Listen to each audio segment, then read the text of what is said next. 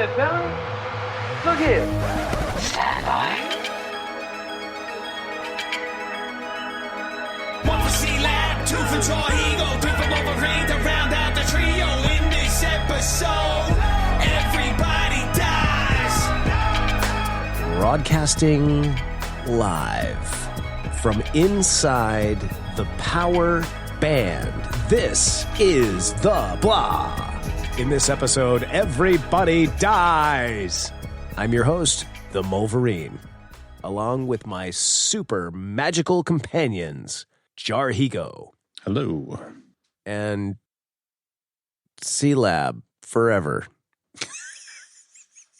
I was trying to think of some like dumb Witcher name, but I just fell short. Sorry, Chad. That's okay. C-Lab of Stregobor. C-Sack. C-Sack. There you go. C-Sack of Slender Slag. There you go. I was going to say Chad of Stregobor. Slingerberg. C-Lag of Stregobor. Stregobor is a guy. Whatever. C-Lab of Stregobor. Slingerberg. It's a city. The other Mikkelsen. Yeah, there you go. Meaning like Mads Mikkelsen? No, he's Lars Mikkelsen. Yeah, and is he brothers with Mads Mikkelsen? I believe so, yes. He is, yeah. Wow, look at that. Come on, how many Mikkelsens can there be? I don't know, man. We're talking Scandinavia here. It might be a pretty common one there. All right, wait a second. So... Wait. Slow down. I was reading an article about how one of the actors was a former football player. Hang on a second. You're such a dick. He was in the NFL and the NBA, and I think he played ultimate frisbee on Sundays. I read that somewhere. I'm trying to figure. No, god damn it! Shut up! I'm trying to figure out who he was in The Witcher, dude. He's the grumpy wizard dude with no hands, isn't he? Yes. Oh my god, dude! You gotta be kidding me! He looks exactly like his brother without that damn beard. Yeah, he does. He does. Kind of, yeah. And he's older. They look brotherly for sure. Oh my god! Good times, folks. Welcome to the show. Well, you gotta say I actually missed it. I have no idea where we are. So you gotta say hi to me or something. I said hi to you. Just say hi. Hi, folks. Welcome to the show. Welcome to the podcast. Rather, this week we're talking about one of our Star favorite. Wars again. Welcome to Costco. I love you. We're talking about one of our favorite things, The Witcher, starring one of our favorite people, Obi-Wan Kenobi. Obi-Wan Kenobi, as Henry Cavill, as The Witcher. That's funny. They did actually. There was talk of casting Mark Hamill as Vesemir. What? Really? Yeah. Really? That'd have been sick, dude. I think it would have. Yeah, right? It didn't happen, though. I like the dude that played him, though. Oh, yeah, he was awesome.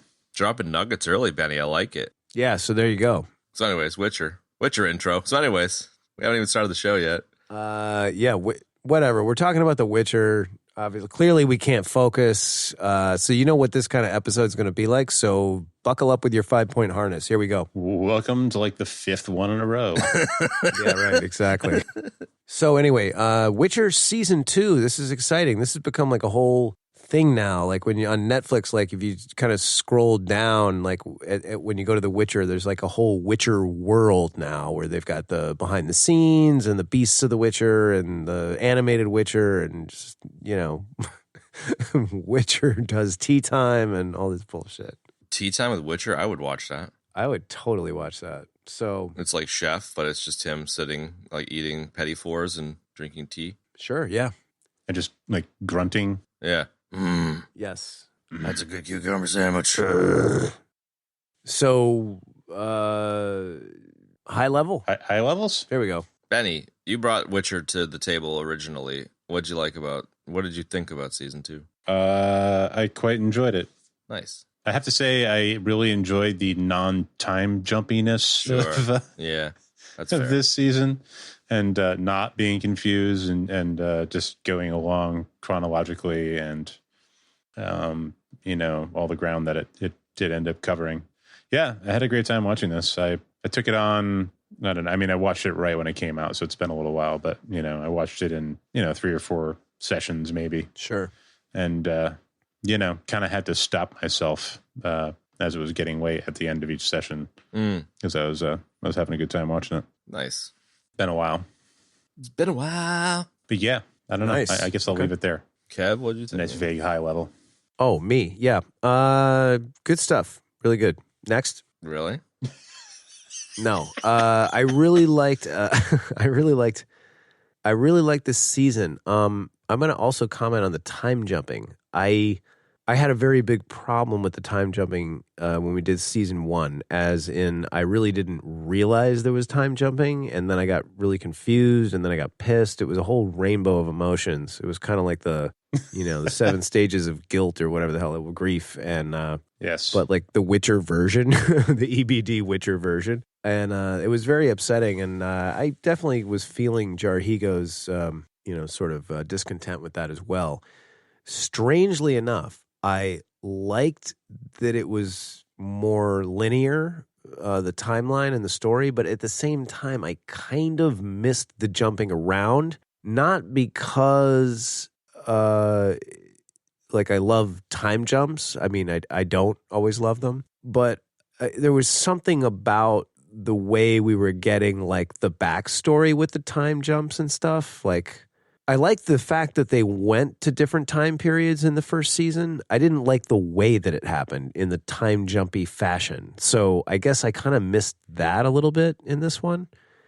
But, it's a really minor gripe in a really great show. The rest of it was just awesome. Awesome. There. There is no more time jumpy though. Like, you've already got the backstory, so Yeah, I know. I was aware of that too. I don't know. Whatever. you already pulled over. You can't pull over anymore. Can't pull over any You're further, right. man. That's it. Can't do it. You bro. almost made it.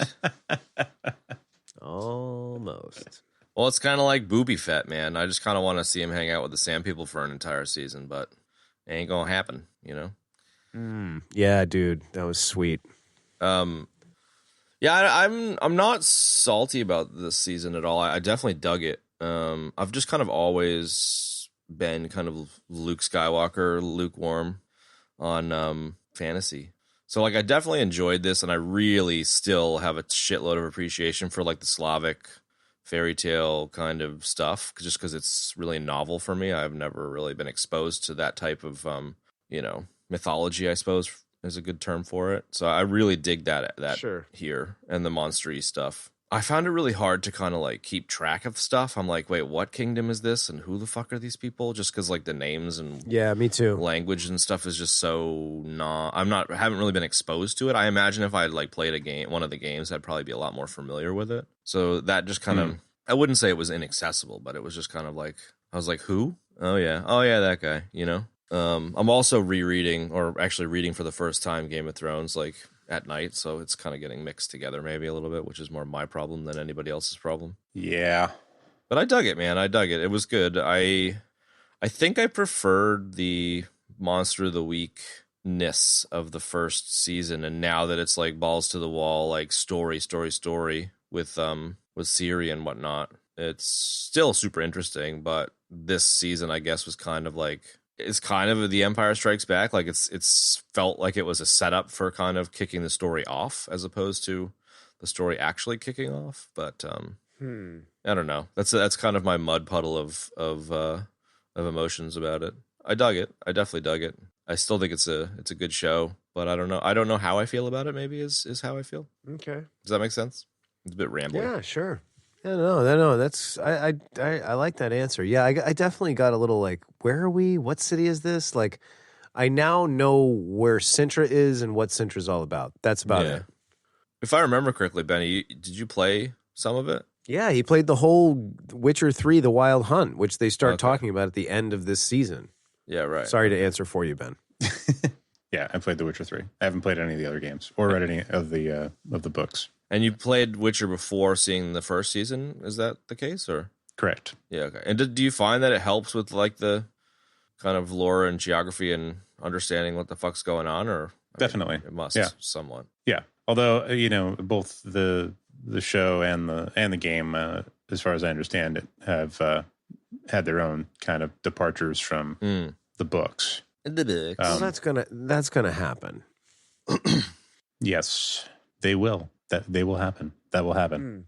That happened. If anything, it kind of makes me more interested in picking up the books. I am very interested in reading the books, and now I really want to play The Witcher 3: The Wild Hunt. Or Witcher. Is that 3, the The latest Wild Hunt. game? Is that I think the, so, right, most man? recent one? It's hardly late, though. I mean, it's That's 5 years old now. It's older than that. But even still, that's the most recent game. It's the most recent Witcher game. Yeah, Yes. okay, cool. Yeah, I don't know. That was super rambly, but I'm looking forward to talking about it today because I'm not quite sure how I feel about it, and I enjoyed watching it. So yeah, Good answer, man. watching the making of thing that they had, I was pleased to learn that this season is like most, if not all, of the first book, and there's like a billion fucking books. So I was like, oh, okay. Well, if there's kind of, I don't know. I just had made assumptions that the first season was kind of like the equivalent of a first book, and then this is kind of like getting into the meat of the story. But I didn't really know that this was also kind of set up in a way. So there's an awful lot of opportunity for this to be a long-term great show, and they seem to be finding their feet. Yeah, really. As far as I understand it, the first season was based on a bunch of short stories. Okay. In this world, and then this season mostly, except for the episode with the Boar dude, the warthog guy, yeah, which is based on one of the short stories. The rest of it is based around the first book. So yeah, okay, that was a great one with the boar dude. Everything else is yet to come. Yeah, was that boar dude the giant fucking wildling dude from Game of Thrones that had a boner for Brienne of Tarth? Was it the same dude? I'm pretty sure. I'm not sure. I think it was the same actor. I love that guy. Wait, he was great. The boar dude, like the episode with the fucking, Beauty and the Beast. Oh, the boar. Yeah, the boar guy. That was I liked that episode a lot. I did too. That was great. It was a nice opener. You might see the character's name was John. John Boorman. Ooh, That's a a death. near death, but no, that was a near death, dude. But we recovered. That was awesome. You like that? You like that terrible, horrible dad joke? I don't. The Benny silence indicates he might feel otherwise. Well, I don't know. I loved it, so I'll Okay. take that death to the judging table. You'll allow it? No, I'll take it to the judging table and I'll vote no death. No doubt. Okay, that was a good episode, man. That's the kind of flavor of Witcher that I really like. I really Me like too. that particular flavor. And I don't dislike the series storyline, and I don't dislike the Yennefer storyline, but I really, really like the, I don't know, Monster of the Weakiness of the boar style of episodes. Yeah, I dig that too, man. I like, just like, I'm really glad you brought that up, man, because I dig that. I agree. I like the kind of, this show does well with the Monster of the Week kind of format, and I like when he's just like cruising around, like, what are we looking for this week? This fucked up monster. You know what I mean? Like, it's cool and it's fun. And like, what I like about this show is because it's like this, it comes from Eastern Europe, so there's just a little bit different kind of lore at work here. You know what I mean? And I really dig it a lot. Like the rules of the world that they've created, like I think it's fantastic. Agreed. I concur. Yes. Let's reiterate all the things we talked about in the first season. Oh, stop. We didn't say that the first time. How would you know? None of us could remember that. I distinctly remember talking Yeah, we about talked that. about that. All right, never mind. Okay, you're right. Okay, fine, you win. It is still, that is definitely still one of the key threads for me finding, this show enjoyable for sure. I definitely I normally am not a Monster of the Week fan. Like I fucking Neither am I. hated the Monster of the Weakiness of the X-Files, and I just wanted to learn more about the plot. Like in the 6 freaking seasons of the X-Files, there was one episode a season that was driving the plot forward, and the rest of it was just some random bullshit with Buffalo Bill or some fucking alien. I'm normally not a Monster of the Week head, but I feel like it really fits this format for some reason. This, I don't know, story or whatever. Interesting. But I totally get the argument of it's a family triangle between Geralt, Yen, and Ciri as mother, father, and daughter. I totally understand how that's going to be the driving force of the show, and this kind of solidifies that. Last season it's him somewhat looking for her the whole time, and then now it's the three of them are finally hooked into each other. I think sadly the Monster of the Week thing that was going on in the first season was mostly related to it being based on short stories. As far as I understand it, the show is and the games, really one of the big ways that they differ from the books, as far as I understand it, is that there wasn't quite as much like monster fights. It was more like a bunch, things leading up to it, and then like a big, that would sort of be like the peak. Yeah, there would be like a monster fight. So it wasn't like just happening willy nilly all the time. Like it wasn't like Geralt is walking through the woods and he encounters a monster. Oh my god! That wasn't apparently how it was. So Cue probably Final not Fantasy going to be as much. music. Yes, exactly. Yeah. I don't know. Maybe it was just seeing Henry Cavill doing some action, especially like even just the non-monster sword fighting and stuff. Like in this season, the fight in the that really cool kind of temple place. I just really want more of that. It was some really great sword fighting and really great action. What are you talking about? The fight in like the end of episode 6, beginning episode 7? Well, I don't know. The one that was in the like kind of sandy temple that had the short-haired lady that was like a mother figure to him or whatever. Yes. That was a really cool fight scene, man. Excellent fight scene, dude. There's some weird Matrixy shit in that fight scene, but other than that, it was a pretty cool fight scene. A little bit. I wouldn't quite classify it as Matrixy, but close. It's a death. Yeah. Fuck. Yeah, you're dead, bro. Dead, brah. After you you skirted death already once. Yeah, but we all Star Wars'd out a little bit there.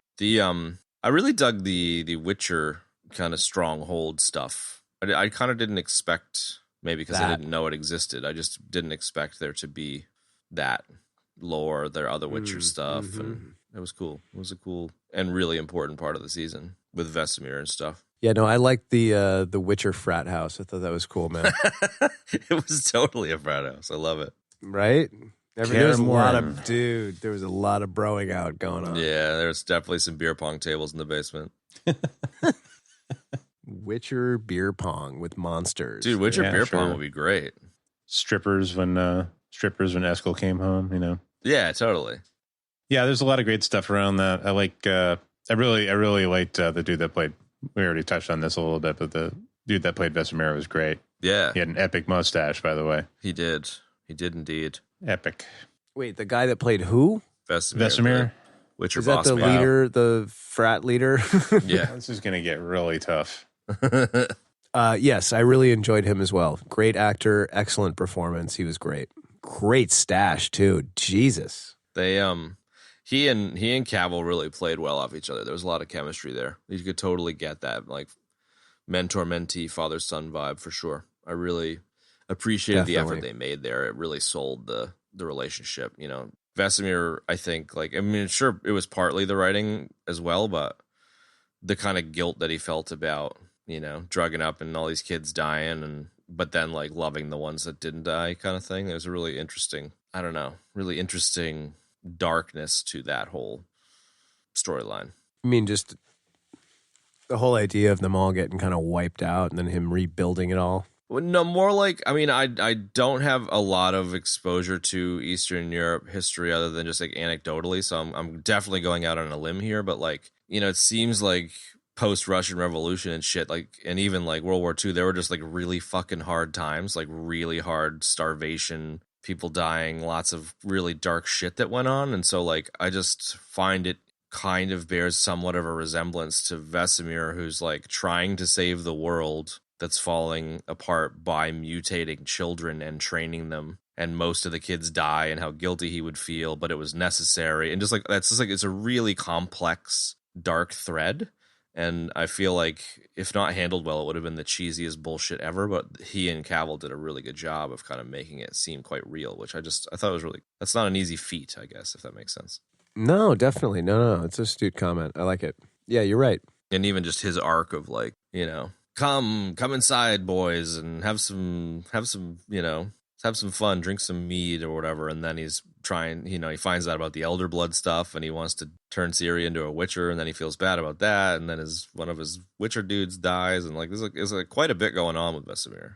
It definitely was a lot going on in this season for sure. With Vesemir. Yeah. Just all the way around, dude. Like there was a ton going on. But yeah, just at the frat house with was it Vesemir? Vesemir. Yeah. It was just a lot. Yeah. It was crazy, man. You know, the whole elder blood, you know, to make the Witcher potion was pretty wild. There's a lot of that stuff in the games and stuff, Benny? Yeah. Yeah, it's like a major part. Basically, at this point, like, did you guys grok that they couldn't make any more Witchers because they didn't have the mutagen they used to create Witchers was destroyed? I didn't grok it until it was spelt out pretty plainly around the time that they discovered the Elder Blood with Ciri stuff. But yeah, totally. Right. So, I mean, that's... Well, just to like frame what sort of what you're talking about there, it's like the Witchers are like dwindling, like, you know, they're not able to replace them fast enough because they don't have the mutagen anymore. So, yeah, like, right. The fact that it turns out that Ciri has Elder Blood and they're able to make it again is sort of, you know, it's a biggie. It's like a big, it's like a big thing. Lost technology kind of thing in other spaces. Yeah, definitely. Yeah, definitely. Yeah, and I mean, just the fact that at this point, like, you know, the Witchers are sort of like a dying tradition. You know, like they're dwindling, and obviously, like we lose a shit ton more in this season. So yeah, right. Well, yeah. I guess there's only a few Witchers. In the making of it, was saying how there's only like, or maybe it wasn't the making of it. Anyways, there's only 3 or 4 Witchers in the book or books, or I have no idea what I'm talking about. I'm just regurgitating something I heard. But that they added a bunch more Witchers to kind of put some gravity into that kind of final whatever Jurassic Park battle where the fucking bunch of them get their faces chewed off, which I liked. I feel like making it clear that the Witchers are a finite resource and like they're dwindling, and then having like a good chunk of them get their fucking shit pushed in was like, it definitely worked. It was like, okay, cool. Like it really kind of added stakes for sure. Right, for sure. Dig it. Well said. But yeah, the Ciri training stuff and the 2 Witchers that were like sort of, I don't know, like both teasing her and giving her a hard time, but also sort of helping out. I like that. All that shit. It's good stuff. No doubt. Even just the idea of them resting in the winter rather than kind of going out and about is interesting. Just from the like, you don't really hang out in the woods in the depths of winter in fucking Siberia or whatever. You know what I mean? Like, you better go get warm somewhere, dude. I love how slightly different culturally a lot of the influences are. It just makes it so much more of an interesting piece. Yeah. That's where they went. It's where the frat goes on winter break. Yeah, exactly. Sorry. Good stuff, man. I think Ciri might have needed some good training music, though. You know, yeah, maybe some Eye of the Tiger. Or, you know, You're the best. Or, yes, you're the best. Totally. Yes. I think Vesemir probably should have been played by Chiun, not the actor that played Chiun, but just Chiun. Just Chun's essence. There you go. Pourquoi? What? Why? Just because I feel like, you know, Chiun would have been training some sweet Remo Williams-esque Witchers, and I think it would have totally, man. You know, I know your Eye of the Tiger thing got me into the beach Remo Williams running around prancing on the sand kind of thread that we found ourselves on. So I was kind of in a cul-de-sac within a cul-de-sac within a cul-de-sac, and Leonardo DiCaprio was trying to pull me out. I'm thinking about the Witcher obstacle course. Yeah. And, you know, like Ciri completes it and like Chiun shows up and he's like, now do it in the dark. Exactly. I mean, the only other thing to touch on that went on at Kaer Morhen would be like Eskel turning into Treebeard. Yeah. And that whole thing. That would be awesome, that would be worth touching on for a second. I no doubt, dude. I didn't know anything about that Eskel dude. I guess he's like he's a bigger deal in the other materials and stuff, but that was cool. It was cool. The books people were pretty pissed about that one. Whatever. It was cool. I thought the Treebeard shit was cool. You mean about him not having a big enough role? They just killed him off, you know, like one, they didn't like how they portrayed him. Like they kind of portrayed him, you know, dickish. And apparently like he and Geralt were like really close and like, you know, brotherly and friends, and and like he doesn't die in the books, and Right. just the fact that they kind of made him a dick and then killed him off immediately, like they didn't like that. As opposed to I can understand, but I don't really have any. Yeah, that's it. What's that? You can understand. Yeah, I just meant like as I can understand, but I don't have any that frame of reference, so it didn't. Sure. It didn't occur to me or bother me at all. Yeah, as opposed to taking like a season to establish something and then like he gets killed off later or something, so that you actually care about the character or whatever. Like it's a valid complaint, but I just like I have no frame of reference. Yeah, let's stay away from that stuff because we don't like. It's only you're the only. I haven't read any of that or played the game, so I think Ben's mention right there is probably good enough. Yeah, but it was cool. Unless you want to expound on it, Benny. I liked the like I don't know sleuthing, that the Witchers do. They like constantly trying to figure out what's going on by like doing alchemy and shit. That's pretty cool. I like that whole like Witcher lab shit.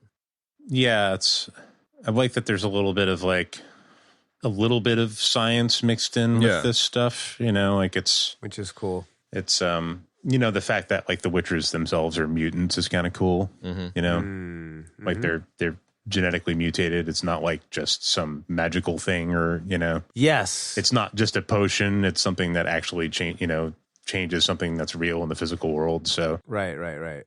I enjoyed that aspect of it for sure. Yeah. Well, that's like one of my main things about this show. Like that's what I was kind of alluding to before was that it's just got this different kind of slant to it, and that's part of it, man, is it's like they're not afraid to like go deep on the explanations. I mean, clearly, the material sourced from the book, but like it's cool that they would add all that stuff in. And then there's some very kind of like contemporary knowledge that exists in this sort of medieval kind of world. You know what I mean? Like you just said, like the genetics, like, yeah, that stuff is very cool, man. I really dig how they blend all of those elements together. I think it's what really is kind of what the killer combo of this show is. It kind of works most of the time. Like I'd say like 90% of the time, and then like maybe 10% of the time they're like, yeah, the gene this and the maybe I can't think of how to express it, but sometimes they say something science-y and it's like it feels way too modern. But I still think that what they're driving at in terms of trying to make it plausible as opposed to magical is like super forgivable. Right. And maybe like one of the more common ways that it's handled in like sci-fi is they'll just like, they won't call it genetics. They'll call it fucking bleep bloop or some shit. And you're like, oh, obviously they're just like trying to make this a genetic thing, but they just kind of spell it out a little bit more plainly here, which I'm totally down for forgiving. But, yeah, I'm with you. I think it adds to the show rather than subtracts from it. Definitely. I think it ties in well with the whole mage stuff, like the mage and wizardy shit in fantasy in general is almost always so, magical that it's cool that there's something science-y paired alongside it and genetic paired alongside it. And then there's some way to fight against a mage if you don't have magic, like I kind of dig that too, so that the mages aren't just like these all powerful beings like they are in some other fantasy stuff, like it was interesting to see really like that Triss character come into the whole Witcher scene and kind of get really freaked out by that dream sequence stuff and how that all ties back to all the politics stuff and the Yennefer stuff, What do you mean, the dream sequence in the hut? No, the one where like she's trying to convince Ciri not to become a Witcher, and she's like, oh, we can do this like, psychic fucking journey thing, and like she ends up getting fucking choked against the wall by a crazy elf mom or whatever it was, and it freaks her out crazy, and she nopes the fuck out of there. That is one way to say it, yes. Yeah, she nopes all the way out. She fucking nopes out hard. She's like, I like Ciri. She's a wonderful girl. And then she's like, oh my God, she's going to end the fucking world. Like, yeah, right? Yeah. Tell all the secrets and shit. Yeah, she nopes the fuck out. I mean, it's fair enough, but I normally am kind of into the politics stuff in these types of things, but I don't know about you, but I was a little bit like yawn about the wizard politics, who's going to be in charge bullshit. What do you mean, like the council of stuffy D-bags? Yeah, I don't know how you guys felt about that. I get that it's kind of an important factor, but I'm so burned on that whole thing right now. I don't know. Yeah, I it's necessary, I guess, but I don't know. It does not really interest me that much. What are you talking about with Stregobor and Desea and Stregobor? Yeah. That whole like. Yeah, like exactly that. just all the. I forget what it's called, but like the council or fucking the wizard school. The the Hogwarts. council of stuffy d-bags, dude. That kind of like mastermind everything that goes on. That kind of thing. Dumbledore, if you will. Dumbledore and Yeah. Slytherin and all the rest of them. Yeah. And Richard Harris. What about it? What just like I don't know. I just think maybe like I kind of dig the idea of the wizardy peeps wanting to be the man or woman behind the throne of the various kingdoms. I get that idea of like that subtle hidden power, but then it was just kind of, I don't know. I just didn't fucking care about like who was in charge of the council and like Stregobor being all like, kill her, and the other ones being like, don't kill her with Yennefer, and I don't know. Right. I'm just curious if you guys had any sort of reaction to that, or whether it was like, yeah, cool, another story thread, fine, and whether I was just being a grumpy fuck about it. That was kind of my question. I'm somewhere in between. I don't know. I guess I wasn't like exactly grumpy about it. I just was kind of like, whatever. I just wasn't paying attention because I was just like, whatever. I don't care about this. Like, I know it's part of the story and the overall plot line and the arc and all that shit, but I don't know. I was just like, I got nothing against the Tesea character or the actor that plays her, but it just didn't seem overly necessary to have all that hand wringing at a fucking window kind of thing. Well, I mean, I don't know. When they're talking like, if it's cool story points, it's like, okay, but, when they're just going on about like, who ought to be doing what and who should be doing this where and that there, it's like, whatever. I don't know. I just wasn't that interested in it. Yeah, I mean, I understand its necessity. I just in any story, there's going to be a part that you're less interested in than the other parts, but still, it plays a part in the story at large and is sort of it's necessary for it to be there. So no doubt, I'm not denying that. Yeah, I get it. I'm always kind of annoyed by like there's like the civil war going on in the Council of Wizards, and exactly. there's a power struggle or whatever, and it's not my favorite stuff in the world, but yeah, I was psyched to see Yen get out of there.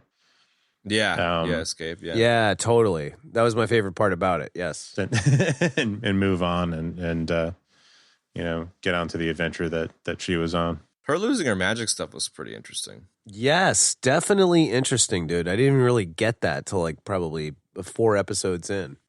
Yeah, apparently that's another bone of contention for the readers is that that Yen never lost her power in the books.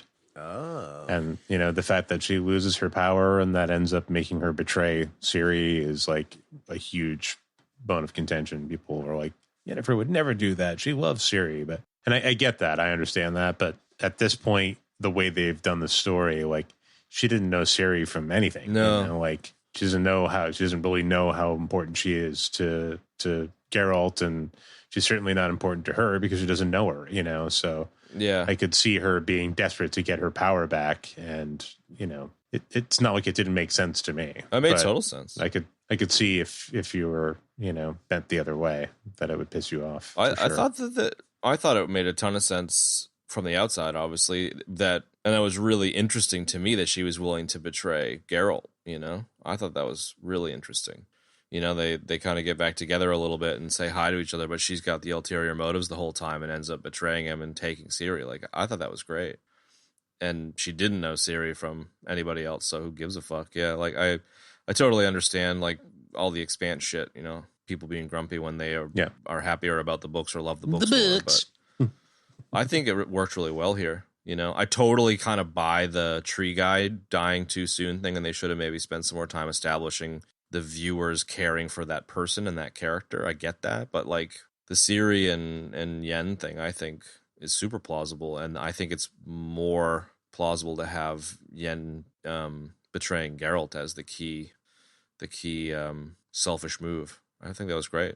Yeah, all of that, like even the Deathless Mother, the like Baba Yaga sort of demon witch that's manipulating everybody in this was a confection of the show. It's not something that... Yeah, that was interesting. Not anything that was in the books. So they sort of invented that whole arc. I mean, it all gets you to the same place, it worked, essentially. But, from what I understand, the books are great. But, as a book paces, it doesn't necessarily work for a TV show a lot of times. So yeah, that's it. I think they probably just tried to get us to the same point with something that was a little more dramatic, or I don't know what. But, yeah, I mean, it worked fine for me.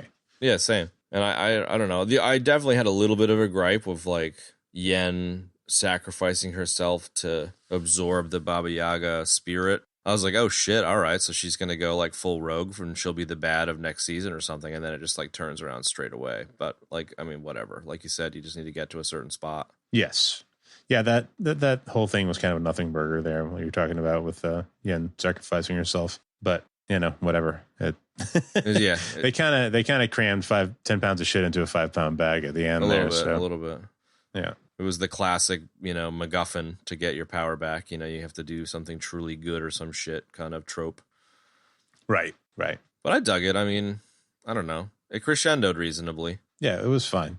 I guess maybe like my biggest, the most difficult part of this is almost being season 2. It's going to be viewed as part 2 in a trilogy, and it's going to feel like the middle of a story, kind of no matter what you do, because it just kind of felt like the middle as opposed to a tight season, Like you kind of said this before, like it was ramping. It was like another builder kind of season. Like it was like building up. I mean, like Empire Strikes Back is my favorite Star Wars movie. So I have no problem with the middle of a story, but sure, I think I feel like this is the middle, of maybe the first chunk of The Witcher. Maybe they're going to do 15 goddamn seasons. I don't know, but it feels like the middle of the story as opposed to like any sort of conclusion, which is fine. It just kind of leaves you wanting more, but also leaves the story incomplete. So it's kind of like hard to. It reminds me of when we would do two episodes on a show, and we'd get to like episode 4, and I'd be like, Benny, what do you think's going to happen? And Benny would just be like, I don't know. We'll see what happens. I just feel like we're in that kind of middle moment here with this, and it's just kind of like really interested to see where they go next couple of seasons, but like there's just no way to tell at this stage. Things are just getting started, really. I mean, we got the backstory in the first season, and now like as things are, this is just the beginning of that story. Yeah. So yeah, I didn't expect like all of the like elf race war kind of shit at all. Like I didn't see any of that coming, and so even just like these new layers of things being plopped on, not to mention the it was talked about stuff in the first. I mean, like when they encounter the elves in the first one, they sort of go over that stuff. But that's true. But it was, I don't know. My recollection of it was that it was kind of brief. I suppose I just didn't. Yes, it was brief, but they didn't ever encounter any other elves in the first season. So yeah, it was interesting. The elf baby stuff was kind of wild. It was like kind of the Children of Men elf edition. Yes, it definitely was that, dude. Nice call. I don't know if this is a gripe, but like I'm kind of bummed that Kahir and Fringilla got called out in the last couple of scenes there. It's like I don't know where their characters are going to go at this stage, They seem to kind of be doing some interesting things, and I enjoyed Fringilla kind of freezing everybody and fucking stabbing them all with knives and kind of freaking out that Kahir, Black Knight stuff. But then it just turned into a bit of a nothing burger there too. I don't know if I would call it a nothing burger, but it's just not something you really see unfold much in this season. What do you mean? Yeah, what's something you don't see? Like what happens like next for them? The fate of Fringilla and Jesus Christ. Kahir. Names are killing me this episode. Kahir, yes. Right. Sorry. Yeah, maybe I'm just not being imaginative enough, but it's just like, send them to the dungeons. It's like, well, that's them. Never see them again. Okay, bye. No, Jesus Christ, dude. I'm just not being creative enough. No, you're not. No. That elf queen anyways, killing the babies ice pick in the eye. Oh, sorry, go ahead. You still there? Yeah, I'm here. Yeah, go ahead. The ice pick in the eye, what? I'd rather stay on that thread. The Fringilla scene where she gives everybody the paralytic and then slow ice pick eyes the fucking so the dude. Like That was kind of a season stealer scene right Totally, there. That man. was like, I was like, whoa, Definitely. holy fuck. I love that too because you just like hate that as the viewer. You fucking hate that guy. You're like, you're a prick, dude. Yeah. She just fucks him up good. Yeah. Yeah, for real.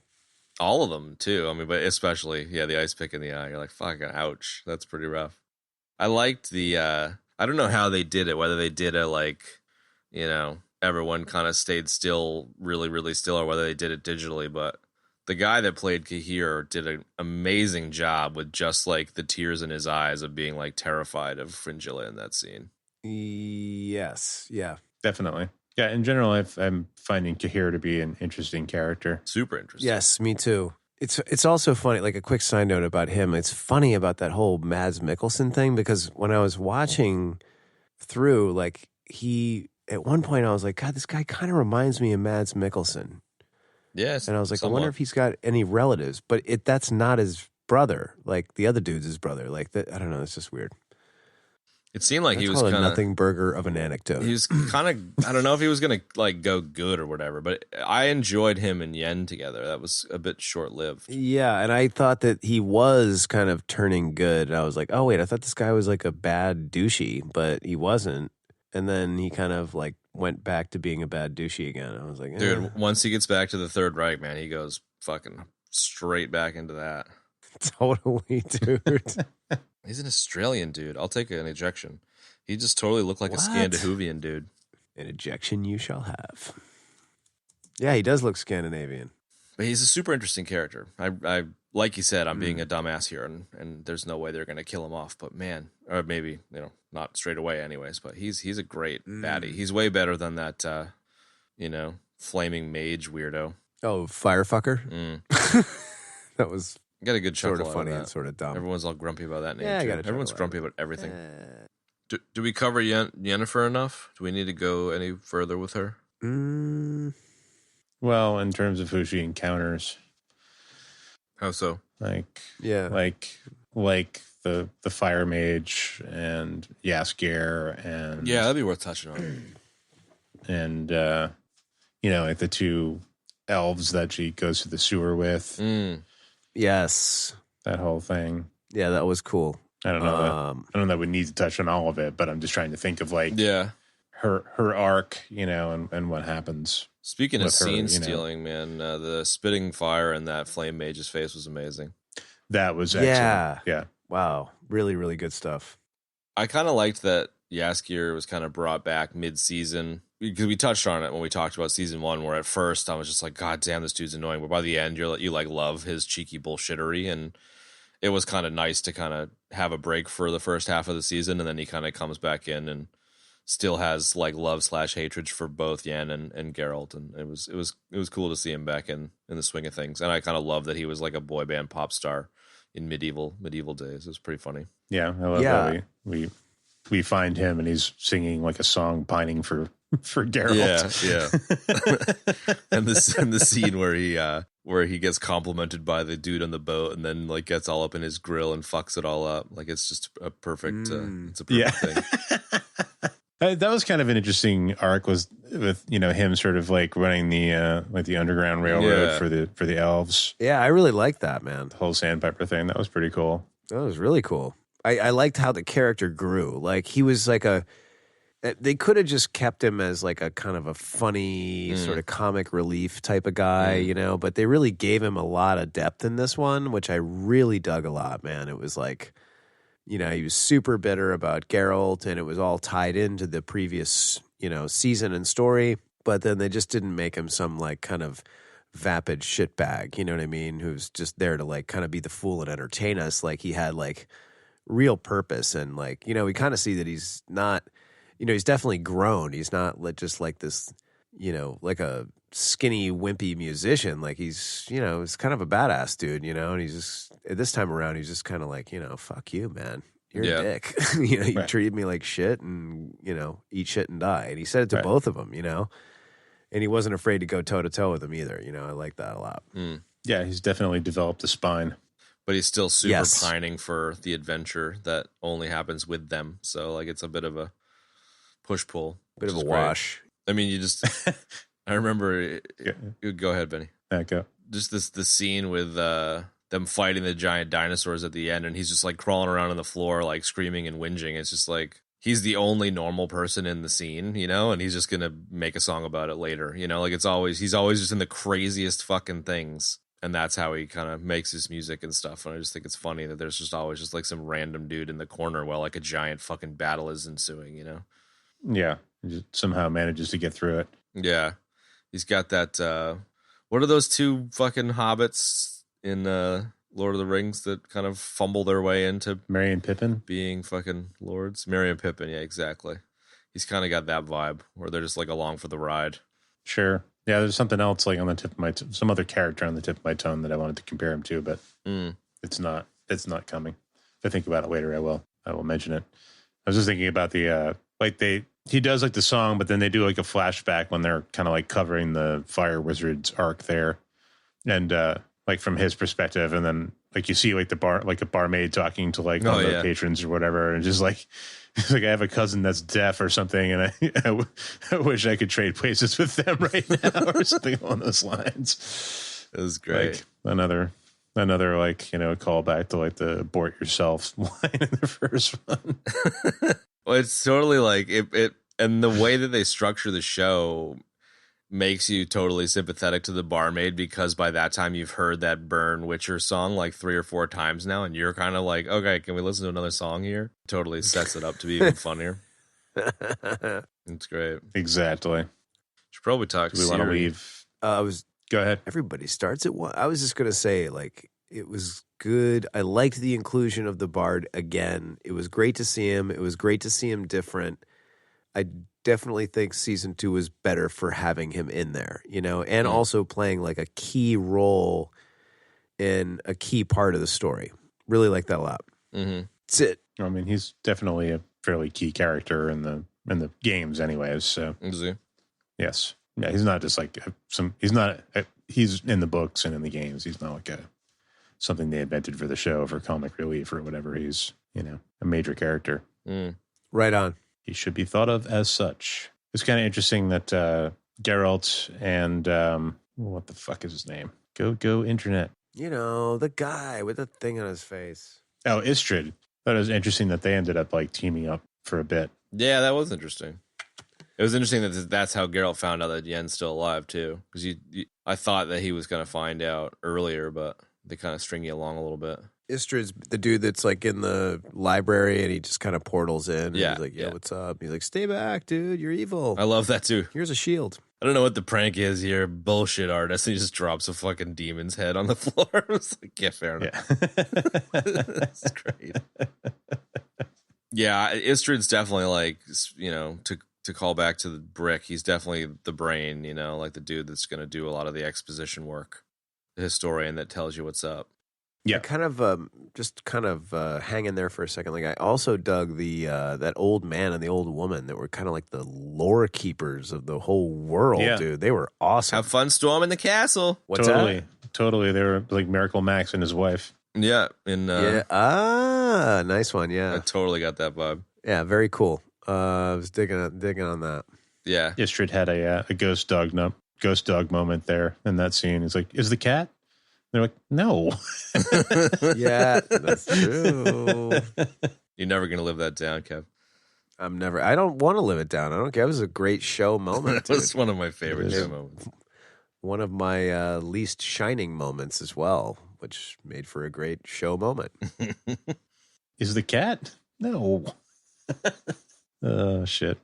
What did you guys think fan? of Sirius the Quetzal's Haderach kind of thread? Dude, there you go. Yeah, there you go. Good stuff. They're really laying it on Siri to be the be all end all of this whole thing. Yeah, they were. Well, she is. I mean, she is. I mean, it is. It always has been. It's not like, you know. Yeah, made up for the show. It's being introduced in the show, but so does that kind of everybody wants Siri? Does that kind of? I mean, come on, right? She's a great virtual assistant. Do you feel like it makes kind of her the main character and Geralt kind of a supporting character in a way? Do you feel like the tone will shift into that kind of space? Or will it be No, like it's not like that. viewing it through Geralt's eyes throughout the entire series? Uh, I mean, it kind of doesn't. It's not I like don't know. that. It's more like go ahead, Ben. in the. Did you ever read the Ender's Shadow? Oh yeah. No, I haven't read any of those books. I was gonna say, I think it's probably something more akin to that. Like, Ender's Shadow is exactly the same story essentially as Ender's Game, but it's told through the eyes of Bean. Yeah. his friend Bean. So this is sort of like that, I guess. So like Geralt is Bean and this is Ender's Shadow? I don't know. Maybe that's a bad analogy. No, I don't think know. it's a decent analogy for sure. I mean, I think it feels bad because Ender's Shadow is not as good as Ender's Game, but I think that's reasonable. Because like the first Blue series is a huge part of the story, but it's still about Geralt. And it's still. I mean, she's a huge character too. I mean, it's we sort of get the family together in this season of Yen and Ciri and Geralt. Yeah. And they're all important, but she's definitely not the main character. No. Yeah. No, and I like that. Her character is a main part of the plot, though. Who Yes, she is. yes, is exactly. a big part of what's going on. So, And I like that. I like that she's like a main part of the story, but like not everything is hyper focused on her all the time. Yeah. And I guess like I still like how I think this is one of the strengths of the show. Like we have all that, but like then we have still like, well, not so much this go round, but like only the really kind of the first episode where it was like the monster of the week. the first season definitely had a this is the Geralt show, but Definitely. because so many threads got layered in, now it's definitely more of a this is a show about this universe, I guess, and the key players in it. And so I totally agree. I mean, to put things in perspective, The Witcher 3, a lot of it revolves around like a big part of the story is the fate of Ciri, her going from fleeing to finding Geralt and sort of developing her skills and then sort of deciding what she wants to do essentially is a huge part of what happens in The Witcher 3, and you even play as her in some parts of it. So Okay. there's cool. something to that for sure, but I still wouldn't say that she's the main character. Because clearly the main character is Roach. Poor Roach. Poor Roach. Poor Roach. Yeah, I was bummed out about that. Yeah. It's well done though. There's always another Roach. I didn't realize that all of the horses he names Roach. That was cool. I heard that in one of the making ofs, and I'm glad that I learned that because if it was like next season he dropped Roach, I would have been very confused. Yeah. I did watch I think I watched one of the Beasts of the Witcher little shorts. That was pretty interesting, talking about like where that lore comes from, Interesting stuff. Yeah. Apparently Henry Cavill fought pretty hard for like the tender scenes with Roach in the end there. Like they just kind of wanted to like brush it aside, and he was like, no, there's no way. Like Geralt would totally, would be very upset about this. So that was really well done scene too. Really, really great. Dude, I mean, we said it before, but man, this show without Henry Cavill would have been a different show, man. He just absolutely fucking murders it. No, he's just, what's great about him is that he's just such a nerd, dude, Like homie's a serious nerd. Like I think he would probably be very comfortable coming on this show for a couple episodes. Totally. Nerd out. No, you know what I mean? Like that's what my understanding I of. too would do. I invite him. Wait, you're going to fight him? No, I said I would invite him onto the show. You're welcome anytime, my friend. Anytime you like, please. Yeah, I love it. I Yeah, love that he's super yeah. nerded out about it. It's great. we'd have to have a couple special guests on to nerd out with him about Warhamper, because I know very little about it. Oh, is he a Warhamper dude? Huge Warhamper dude. Really? That's Wow. awesome. I love it. Yeah, see that? There you go, dude. Major nerd cred. He's a right full-on figurine airbrushing Warhamper nerd. He's one of the only people that Wow. can afford all Wow. of the Warhamper stuff. Everyone else just buys one or two because they're so expensive. Well, he doesn't have any time to play with it though. So That's awesome. I had no idea. That's like Yeah. fucking turbo nerd cred right there. no, he's a turbo nerd, man, for sure. And he's always getting he always gets in trouble in like interviews because he's like, "Do I have time to talk about this?" And they're like, "No, like No, man.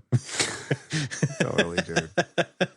It's great. He's just like, he probably would love it because he's always chomping on the bit to have a good nerd sesh. Good nerding. Good nerd sesh, yeah. I love it. I love that this like 18-foot tall, like hunky Superman dude is super nerdy. That's the beauty of it. Yeah, that's the beauty of it right there. Is that he is like that. Makes nerding cool for the rest of us. Yeah, you know. Yeah, and is apparently a very nice guy. Like seems like it, man. Even better. People that work with him seem to have a lot of very nice things to say about him. So yeah. I'd be psyched to have him on the show just so he could really not say anything but just grunt like Geralt the entire time. That was one of the things I loved about the The Witcher 3, the game is, I don't know if I said this in the previous one, and I apologize if I did, but like, it's all right. You'll be running around and like the weather will change and like you just hear like, your character on screen just kind of grunt, wind's howling. Looks like rain. Like all of a sudden he'll just be like, looks like the weather will start to change and be like, looks like rain. He's such a grumpy fucker. I love him. I do. I love that too, man. Very cool. Very groovy, man. Very groovy. So what else? Party at the Witcher frat house. Multiple kegs. Geralt's coming. We got tars. I wanted to look up the Greek alphabet and see what the Witcher frat would be. Sorry, what did you say, dude? The whole like lambda. Like what would the Witcher's one be? Lambda. I don't know what you're talking about. The frats, all frats have like 3 Greek letters. Oh, okay. Yeah. Right. Yeah, I don't know. I wasn't in a frat. I was in a fraternity. I wasn't either. But I watched Revenge of the Nerds, so that's how I know about it. Yeah. I know, it was far out of my mind there. So what Kaer Morhen would be? Like what their... Yeah, it'd have to be something good. What their Greek alphabet thing would be? There you go. I got nothing. I got nothing, bro. I got nothing for that one. Good bit. Yeah, my bad. What else we got? I don't know. I'm trying to think of some other... Covered a lot of ground. I think we did pretty well. Sort of characters there. Yeah, no, we have for sure. Do we want to talk about like the elf people and Fringilla and shit? I don't really feel like we touched on that at all. Yeah. I definitely want to shit talk the haggard elves.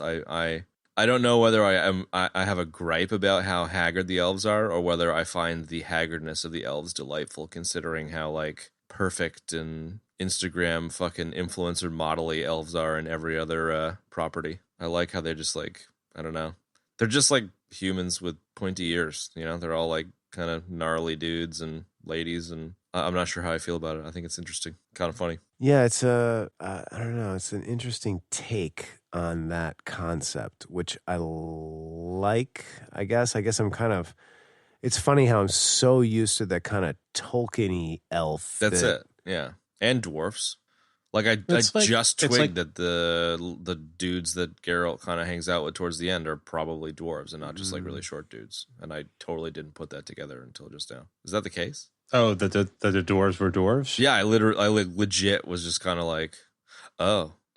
I just thought it's like, oh yeah, just a bunch of short people. Yeah, I'm just an idiot. I think that's yeah. Those guys are funny. Those guys are great. I was gonna say the elves in this are like, it's like if you take Tolkien's elves and it's like, but they're like in the Rust Belt era. There you go. Yeah, their time has like sort of come and gone, and their shiny fancy Instagram moment is over. Yeah, and they're like trying to like keep it together, do the best they can with what they have. Yeah, I feel like the elves here are like, all the elves here were all dressed up for elf Coachella, and then they like did a bunch of mushrooms, and it's like the next morning and their hair's all fucked up, and they're like trying to put their tents away. They definitely had the like, and everybody's like, dude, dead tour's over, go home, everybody. Go home. Stop hanging. Just go home. They totally have that vibe of like washed up, hungover elves. But they're like, we don't have a home. I'm like, okay, you can come here, but you have to fight for us. Maybe it's like that they are so seemingly so weak, and so often the elves are not portrayed as weak in most fantasy. They're almost always portrayed as stronger than the humans. and they Yes, seem so that's a weak big part here, of it, and yeah. I kind of dig it. I like that they're like oppressed from a storytelling standpoint, but it's unexpected maybe. They're like a little kind of, I don't know, they have like a scuzzed quality to them too. That's not the right word, but that's the word I'm going to pick. I don't mean it in a negative way. But definitely You know, feeling the Rust Belt stuff. Yeah, they're definitely kind of bedraggled and haggard and, a little banged up for sure. But it has an interesting story element. I mean, I think one of the things that I definitely wanted to touch on for a second was just the whole idea of the convergence and like the worlds colliding, you know what I mean? And like, that's where the elves came from. That's where the monsters came from, like, and what I don't understand is if it's like literal worlds or like dimensional worlds, so I don't know. And I kind of like not knowing the answer because I kind of keep trying to imagine it and figure it out in my head, and I like kind of existing in that space. So I don't know. The spheres it's a thing cool is super concept. cool, man. Yeah, it's a very, very cool concept. You know what I mean? It's like when you take that and you combine it with like the cool mix of magic and science in this, like, I don't know, just this very lots of deep thread there with the lore, It's really cool. The spheres thing, for me, it always reminds me of the Hyperion stuff that we covered. So for whatever, like, it's just like, because they talk about it in Hyperion. The music of the spheres. Exactly, yeah. And like, I recognize there's not a lot of connective tissue, but I am like assigning a lot more lore to the spheres in this because of that like history that I have with the spheres from Hyperion, and like I just assign this like, yeah, like you said, like a sciencey, deeper, more interesting thing to it, and I do dig I think the Baba Yaga stuff, like Benny, you were saying, it's not part of the books or the games, like the idea that the Baba Yaga character was trying to get back to their home dimension was super cool, man. Like, I like the idea of there being those multiple dimensions, and maybe that's like the climax of the whole thing in 5 seasons time or something. It's super interesting.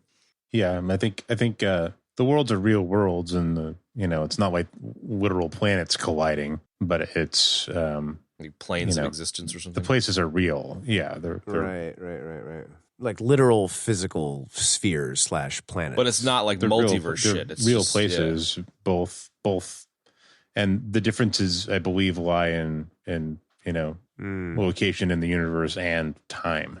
Okay. So interesting. I think in the game, like, Siri tells a story about like going to a place where there are like, she's trying to describe it, but like, she's basically describing like flying cars and, stuff like that. People were speculating that like she was talking about, like, they were foreshadowing the fact that they were going to do Cyberpunk 2077. And that was what she was talking about, which apparently they said, no, that's not what it was. But is that the same game company? People kept going like, Siri's going to be in Cyberpunk, It's like, no, she's not. Would have been kind of a funny Easter egg. You're digging around for street tacos and you find Siri in a back alley. Love it. Wow. That's really cool. So it is the same game company then? Yeah. Yeah, okay. That's interesting. I don't know. That kind of makes me nervous that we're going to end up like Westworld, where it's just like, nah, this season of Witcher, it's going to be Geralt in the future. But like, I hope they don't go down that road. No, that's not going to happen. Yeah. No. I was kind of thinking, it was giving me a kind of a feel when you were saying that. It made me think of His Dark Materials. Yeah, exactly. Yeah. Similar kind of concept. I was thinking the same thing. Which I go. Totally. Yeah, which I like. I don't know. I think I hate admitting that Ben was so right about this, but that show just didn't really go anywhere. Oh yeah, it's a kid's book. Like, I totally could see like like a 13-year-old, 14-year-old kid like that really hitting home for them, but it's limited in the kind of scope that it's gonna hit on. It's an interesting world, but I totally buy Benny's complaints that it just kind of was middling. No, it does. It just doesn't really go anywhere. But I think that's an accurate description of my interpretation of the worlds here too, where it's like, it's not Into the Spider-Verse. It's not like, 10 different Peter Parkers. No, it's just like, this is a different world here and a different world there, and maybe there's some commonalities, but other than that, it's different worlds. And I like the different world thing. I'm very tired of the multiverse shit. Yes, that has definitely been explored thoroughly. But the sphere stuff's cool. I concur, sir. Yeah, no, really good concept, man. Just really, really cool. I liked it a lot. You know, again, just the whole thing just so well, you know, realized and fleshed out. I know we're talking about the adaptation, man, of the books. Like, it's like I'm really curious about reading these books now. Yeah, I kind of don't want to read them too, though, and just like I feel like I'm going to expanse out on them, you know? Yeah, I feel you, man. Like I will talk about the Expanse at some point soon, but Benny, you were saying you didn't want to read the Expanse until the show was done, but now the show's done. Would you pick it up at some point, you think? Yeah, totally. I've been wanting to read them. I just didn't want to do it at the same time. Yeah. I kind of feel like that's probably the smart move here. Although there's shitloads of books, I guess. So, you know, it'll be freaking 10 years before you read them. Hey, it's probably the way to not be pissed off. Yeah, exactly. You know? Yeah. Because if you make it through the show and you like it for what it is, and then you read the books, like it's not like you can be pissed at the author who wrote the source material before they adapted it. Yeah. You know? Yeah, like definitely. That way, you're really seeing it as like, okay, well, this is how the original story as it was intended, and you can, you know, say at the end of it whether you prefer one or the other, instead of being like pissed off because they changed something in the, you know, in the latter. Because it definitely, you know, I think I would have enjoyed Expanse more had I not read it, but maybe not because Kev fucking hated it. Wait, what did I hate? The Marco Inaros Expanse stuff. Dude, the dad that comes back at the end of this, he looked like Marco Inaros. I was like, no! You got your Elven Marco What, Sonic the Hedgehog? Sonic? I love it. I don't know. Did we even see what he looked like? What he really looked like in the first season, or was he always like the? It's been a long Hedgehog time. guy? I think for at least one shot or scene you did. I think. Right. Yeah, you're right. Yeah, he gets turned. Yeah, you're right. It's been a long time, but I'm pretty sure. I kind of like, I get it. It's tropey, you know, the whole thing. But I don't really understand why we needed to have it be her dad as the bad guy, but I'm sure it'll be interesting, I guess. We shall see. Yeah, I'm curious to see what goes down with that whole thing. I don't know. I'm not totally surprised to see that, but I was a little like, I mean, it's totally got to be the whole like, do you choose your real father or your Witcher father? And she'll be like, I choose you, Geralt. I choose you, Pikachu. And we'll all cry tears of joy with our orange eyes. Yeah. I mean, I get it seems random, but I think it probably makes sense and probably fits very nicely as a puzzle piece, because I don't remember exactly what happens to, you know, because Ciri is raised by her grandparents, basically. Yeah, like her grandmother. So I don't remember what the fate of her parents was exactly, but, you know, presumably like her father's been missing and this is what, you know, became of him. So, I mean, I liked the dad in the first season as Sonic the Hedgehog, you know, like that was interesting. Yeah. He's a cool character, man, for sure. I just said it's like it definitely had that fairy tale vibe that I was enjoying about the first series. Yes, definitely. Like John Boorman. Bits and bobs. Let's do it. I think a worthy bit we brushed over is the John Boorman episode. That was definitely one of the highlights for me. I really enjoyed that one. That was cool. The just the effects on the guy, you know, it wasn't really bad makeup. It really, you know, the digital boar's face doing the mouth work or whatever. I'm assuming it wasn't animatronic, and that was really cool. And the kind of him being in love with a crazy fucking like lich demon was cool.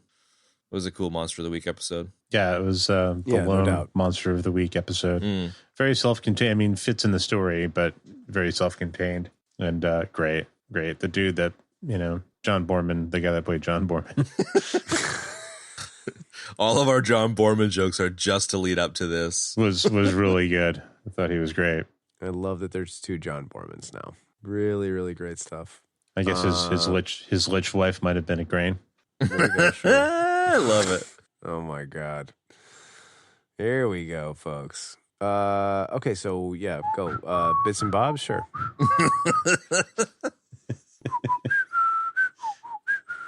Dude, I want to see a de-aged Patrick Stewart in this goddamn show at some point. Now I really want to see Mark Hamill in this show. I don't know if it would have worked, man. It would have been too close to like an Obi-Wan callback, I think. Hey, don't pee in my Uncle Ackbar's clam chowder, bro. Uncle Ackbar's, I like it. Yeah, right. Well, he's kind of like the Unky Ackbar. Yeah, he's kind of like an uncle for the show, so why not?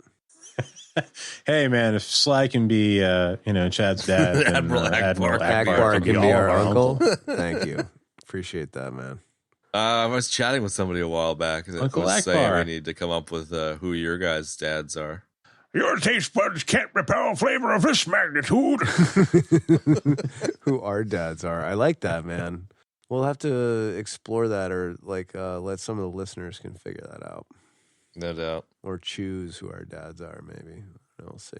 Okay, so bits and bobs. We will figure it out. I don't really. We kind of touched on a bunch of them, man. I don't know. Just this kind of a general note. I mean, I'm sure we talked about this before. Just like not only the interesting nature and lore of the creatures, but just like the creatures themselves. Really well done, well designed, like interesting and different. Mm-hmm. It's great the technology allows for a show to get that kind of quality of CG as well. Exactly. Geralt's new armor was pretty sick. What do you mean? The black armor? Yeah. I thought he had that in the first season, no? No, I guess they reworked it because it was hard for him There's a little to move around or a something. little more. Okay. I don't know, fancy looking. Yeah. He just looked like a badass in it. Yeah, he definitely looked good. Whatever, guy looks Yeah. good in everything. Let's be real. He's a buff cake. Yeah, to just tack on to the cool monsters, I would say I kind of liked the thread, when Geralt sort of figures out that the monsters are coming after Ciri, and he asks her to try and remember what she was feeling in her dreams, and it's almost like he's sort of taking her on the adventure with him, but she's almost sort of bait, I don't know. It was just, I thought that was kind of an interesting thread, them sort of going monster hunting together. Yeah, both times. Yeah. Yeah. Yeah, I don't know. It's like he's so confident in his skills that she can be bait, and he's not at all worried about it because, Right. he wouldn't use her as bait unless he was 100% confident, which I like because he's Right. so protective of her. Yeah, that's an interesting point. He's confident that he's not endangering her. Yeah. Yeah. Yeah, I totally thought that she was gonna do her screaming crazy shit with the that first big monster that had her cornered up against the rocks there for whatever reason. I don't know. I just thought that she would kind of she had been fucking American Ninja Warrioring around. I just felt like she would get a chance to fuck up some monsters, but I'm sure it'll come soon. Oh yeah. Sure. That scene where she lifted the bridge and screamed so hard that blood was coming out of her eyes, that was pretty cool. Yes, that was a cool scene for sure. And maybe just the fire magic in general. I like how the fire magic is kind of the dark side of the force. And both Yen and then that weird firefucker dude are really into it. Yeah, I don't like that firefucker guy. He's annoying. He was all right. He just, who he reminds me of is the douchey musical agent from Strange Days, Juliette Lewis. Exactly. Dickhead boyfriend. Yeah. Yeah. Totally reminds me of that dude. Yeah. I can't remember the actor's name. I couldn't place it until just now. Who is that douchey? By the power of Google. Click By the power of nerds. Jimmy Google, what do you got, bro? Jimmy, what do you got, baby? Michael Wincott. Yeah, never would have gotten that. Yes, that's correct. Old Mikey Wincott. Dude. Hey. How could you not have gotten that, dude? He was the warden in the our favorite movie, dude, Count of Monte Cristo. Oh, he was too. Oh, you son of a bitch. I'm in. Damn right you are. Yeah, I can't. I'm struggling to. You son of a bitch. You son of a bitch. Struggling to think of any more bits and bobs. That Dude, sand Arnie temple thing was cool. Arnie got in a big fender bender apparently. Oh, really? What? Did he really? Yeah. Yeah, I kept getting news articles about it, and then I finally read one, and it was such a nothing burger. Apparently, he's fine. And nobody cared. Yeah. it's Arnold everything's Schwarzenegger fine following 4-car crash in L.A. Yeah. Yeah. It's you a go. big pile up or something. And one woman went to the hospital, but she just had a, she had to get some stitches on her head or something, but she didn't even have a concussion. Nothing burger. Nothing burger. Schwarzenegger was not injured and stayed at the scene. So I'm just gonna go out on a limb here and say that you're driving down the highway, some fucking numpty tries to merge, causes a 4-car pileup. Numpty. Crash, crash, crash. Oh, God, is everybody okay? Airbags and shit. And then Arnie walks up and is like, are you okay? Just be like, whoa, this is amazing. Are you okay? It's another beautiful day in California. You'd be pumped. You'd be fucking so stoked to have been in a car crash with Arnold Schwarzenegger. It's your claim to fame now. And then Werner Herzog shows up and Kills everybody. rescues what's his face from his car. There you go. With one finger. What the hell is that story? I don't know. Don't move. You're injured. Yes, dude. Don't move. you're injured. Don't look down. Your intestines are hanging out. I don't. I'm just going to tuck them back in for you. Can you please do a Werner Herzog? I thought they smelled bad on the outside. And I thought they smelled bad on the outside. I'll see you in hell. You like that? Oh my god! I just think the idea, Han Solo played by Werner Herzog is like the best idea I've had in a week. Yes, all of Han Solo. I just like all of it. I'll see you in hell. Just like picturing him and Leia in the fucking in the ice hallways of Hoth. So just every Han Solo line, as said by Werner Herzog, just makes me giggle. In case you haven't noticed. there you go. No, definitely, yeah. But it's like young 80s Herzog with like the mustache. Oh, like, yes. Oh, yes, dude. Definitely. Dude, if Herzog was less of a person, he would be one of those celebrities you could pay money to get like birthday greetings from. And I would be like, here's $500 and the scripts to Star Wars. Please read all of Han Solo's lines. It would be amazing. And he would just ignore it and do some monologue about how life is cruel and exactly. Yeah, I was rocking my Han Solo Hoth coat all day today, man. Yeah? And then and yesterday too, it was freezing, man. And I went out to like show this dude this car, the Techno Viking. Yes. Did you watch that, by the way? Yes, dude. Not only did I watch it like 20 times. I watched this sweet, like, internet documentary. You kev'd out, in other words? Pretty much, yeah. I watched this internet documentary about the Techno Viking and the entire phenomenon, and how the guy that originally filmed it ended up getting sued by the Techno Viking himself. Mm-hmm. Mm-hmm. Oh, it was great, dude. Like, just the video itself is awesome.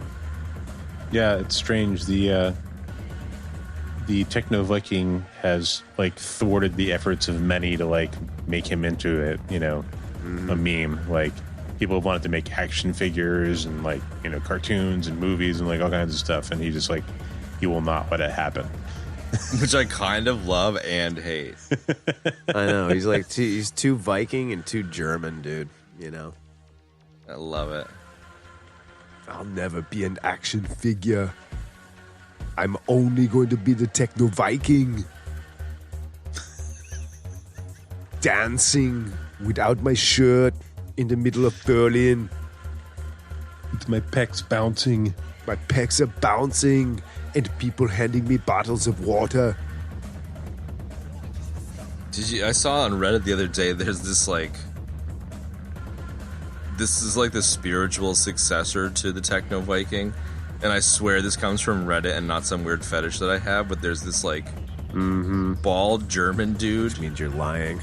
Who's like an engineer. He's like a rocket scientist or some shit, and he dresses. He has like this like really interesting cross-dressing style, and it totally reminds me of the Techno Viking. Do you have any idea what I'm talking about? It's kind of a bit of a meme at the moment. I'm going to say no, and I think you made that all up, and you're weird. No, I'm going to send this to you. Okay, do it, yeah. Do it. I just, it's horrifying and kind of just, it's just like, yeah, it's weird, but I just love how this guy just doesn't give a fuck. I love it, dude.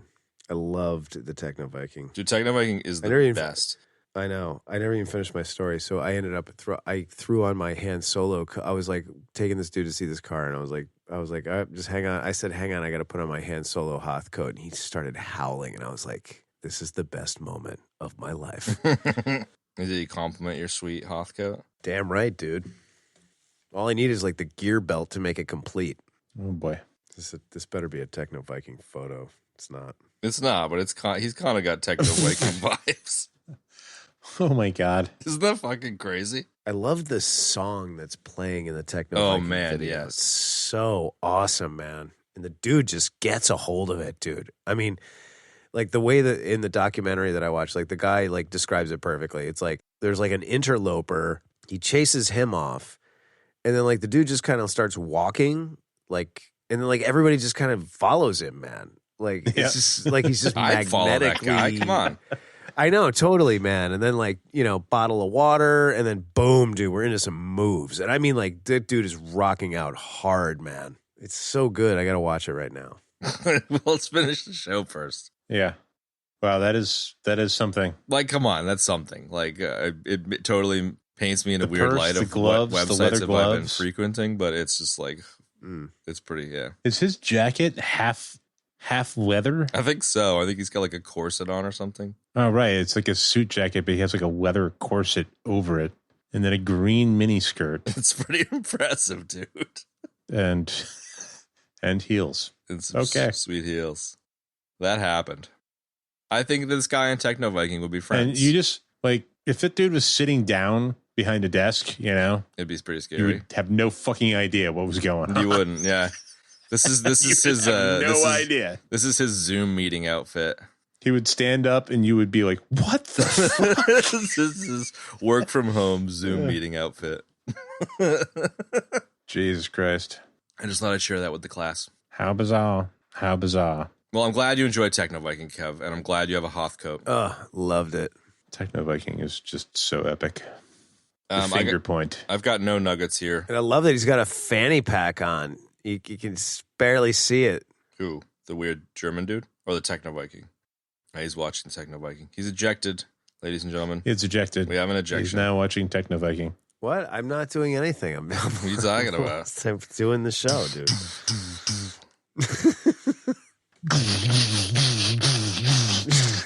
Dude, he's got the most perfect rave dance, man. He really does, dude. It's hardcore. It totally fits him. Yeah, but I've seen lots of people do that dance. He brings his own flavor to it for sure, but it's definitely a white person dancing at a rave kind of dance. Oh, no doubt. Oh, no doubt. But it's like everyone else in the Techno Viking scene is just kind of like half-assedly dancing, and then he just fucking lays it down. He's not there to fuck around, man. He is not there to fuck around. He's a little upset about the slovenly appearance and moves of the folks surrounding him, but he'll tolerate it. Yeah, man. Deaths? Yeah, I don't have any nuggets either. There weren't a lot of deaths this week, dude. I was kind of bummed out, man, because I'm on that whole deaths are back thing. I only got 2 recorded. Chad had a Matrix. Chad ejected on Kahir. Star and that's Wars. it. We had a bunch of Star Wars Who? deaths. Chad The had Matrix. a Star Wars? No, I'm dying right now for you. Chad had a Star Wars. Benny's bleeding all over the floor, repeating the deaths. No, I thought I would just get a death by just, for no reason, just saying Star Wars and The Matrix. Death by deaths. Batman. There you go. You just ejected to watch Techno Viking. I think that counts as a death, you piece of shit. How do you, dude? I did not eject to watch Techno Viking. What the fuck? You seriously? You're telling me that Techno Viking was not playing a minute ago? You really gonna try All to right, tell me that? dude. No, it wasn't playing a minute ago. It's playing right now. There you go. All right, fine. You happy now? I'm happy. Dead. You're always happy when I'm dead, bro. I'm only happy when it rains. I'm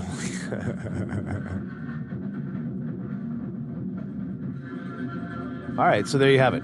Ratings. What does that sound?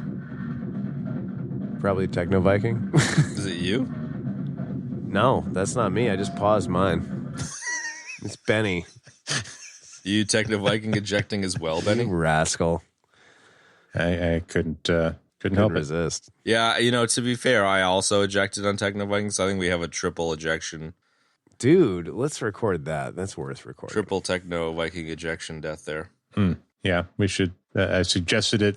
I forget what episode when we brought it up. The but, minisode? Yeah, we should do a minisode. we should definitely do a minisode about Techno Viking. Yeah. I might have just watched an heretofore unseen by me extended original clip of the Techno Viking. Ooh. That was like Let's I've send seen that along. man. 5 minutes long. No, the unedited original that That's the one, what's yeah. his name? I had never seen Fritz that Matthias did.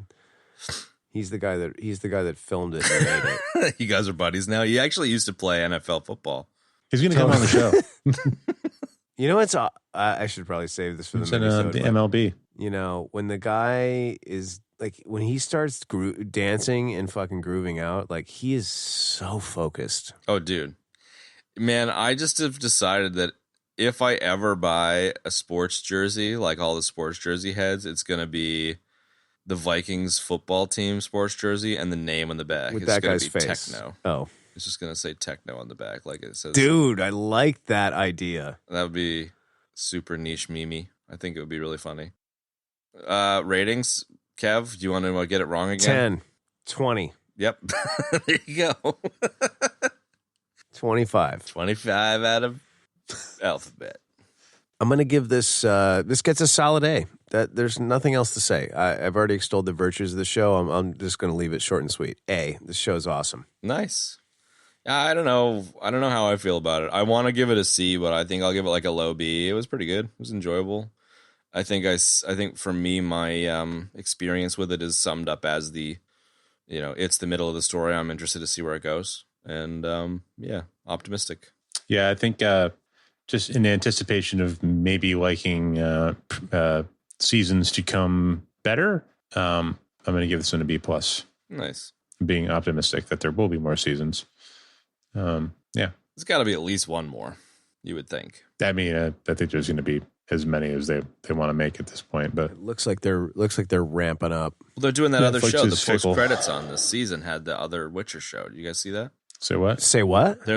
I don't know if it's a post-credits, but there's a stinger. You didn't get told about the stinger? There's, Dude, I don't want to see stingers. there's a about this show. Witcher, What? there's a Witcher spin-off show that takes place back in the old days. What? What is that? I don't know. It's like a Like in the high days of the Witchers. a prequel Witcher, a live-action prequel Witcher show that was announced post-credits of season 2. Oh, it's not out yet. Correct. So, I mean, if they're making a spin-off show, then I think it's around for at least another couple of seasons. Dude, here's how awesome this sort of little mini property is at this current point. When I looked up, I clicked on The Witcher and then I scrolled down on Netflix and it showed me the Witcher world stuff and it was making of all this, and then they have this is the best part, a Witcher fireplace. You can just play and it goes for an hour. I was like, that is sick. Really good stuff. Witcher Blood Origin is the name of the series, which will Yeah, I think explore a time before Geralt of Rivia. Well, Those I don't never know how I go feel well. about 1,200 years before Geralt. Okay, interesting. those never go well. No, they don't. They really don't. The Capricas of the world don't do well. They really don't. I think this Lord of the Rings show's got a similar fate.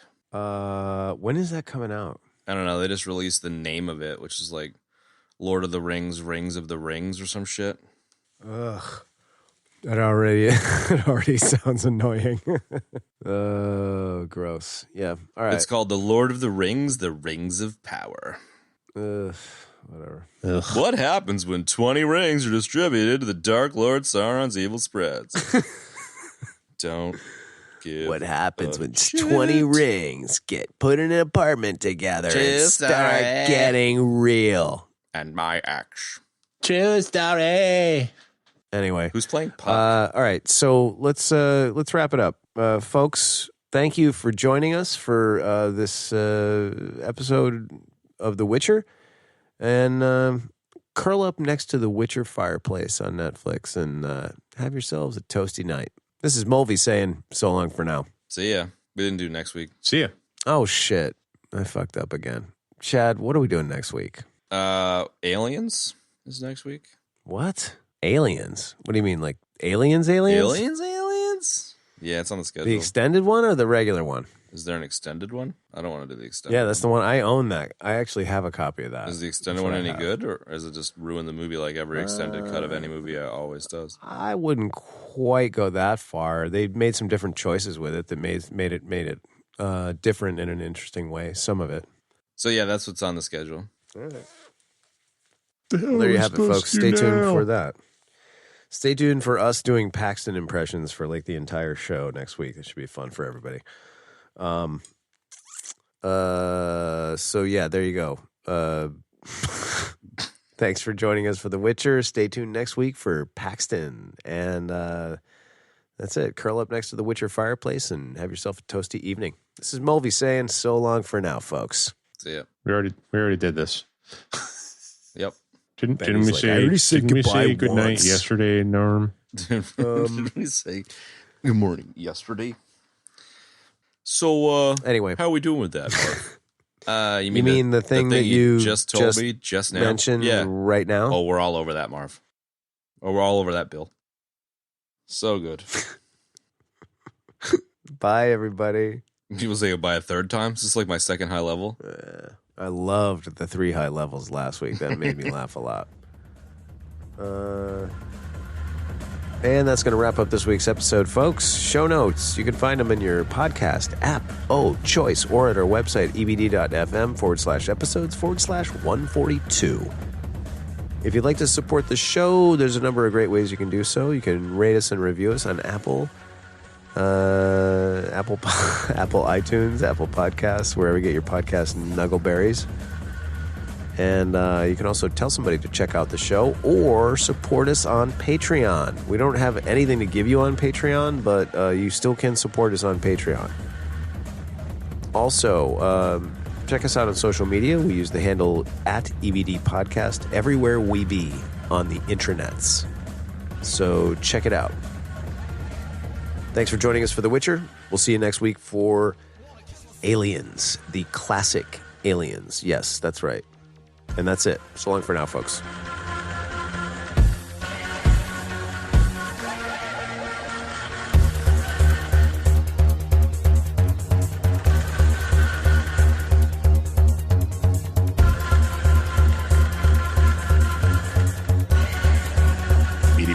Stop it, do it.